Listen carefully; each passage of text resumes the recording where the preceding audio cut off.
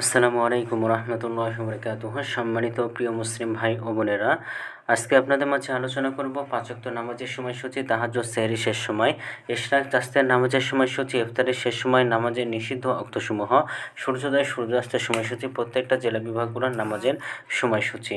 তো আজকে বুধবার 5ই নভেম্বর 2025 ইংরাজি, 20 কার্তিক 1432 বাংলা, 13ই জুমাদিউল উলা 1447 হিজরি।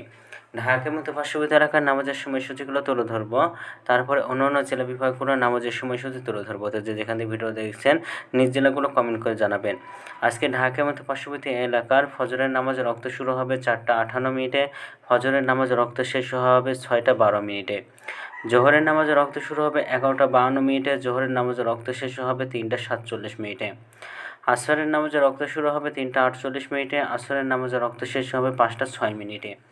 মাগরিবের নামাজের রক্ত শুরু হবে 5:27 মাগরিবের নামাজের রক্ত শেষ হবে 6:41। এশার নামাজের রক্ত শুরু হবে 6:42 আর এশার নামাজের রক্ত শেষ হবে 4:52। আজকে ঢাকার মতো পার্শ্ববর্তী এলাকার সেহরির শেষ সময় হলো 4:52 আর ইফতারের সময় হলো সন্ধ্যা 5:27।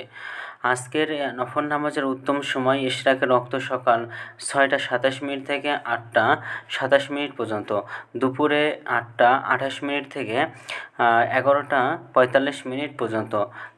তাহাজ্জুদের রক্ত এশার রক্ত সময় শুরু থেকে, অর্থাৎ উত্তম সময় হলো রাত 9:57 থেকে ভোর 4:52 পর্যন্ত।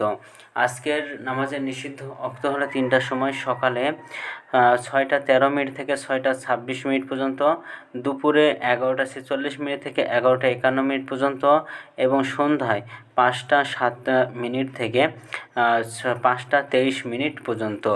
এই ছিল ঢাকা এবং পার্শ্ববর্তী এলাকার নামাজের সময়সূচি। এখন আলোচনা করব বিভাগীয় শহরের জন্য উল্লিখিত সময়ের সঙ্গে যেসব বিভাগের সময় আপনারা যোগ বিয়োগ করবেন তা হলো এই। বিয়োগ করবেন চট্টগ্রামে 5 মিনিট এবং সিলেটে 6 মিনিট কম করবেন। ঢাকার মতো পার্শ্ববর্তী এলাকায় যে নামাজের সময়সূচিটা রয়েছে সেখান থেকে চট্টগ্রামে 5 মিনিট এবং সিলেটে 6 মিনিট কম করে গণনা করবেন, তাহলে কিন্তু হবে।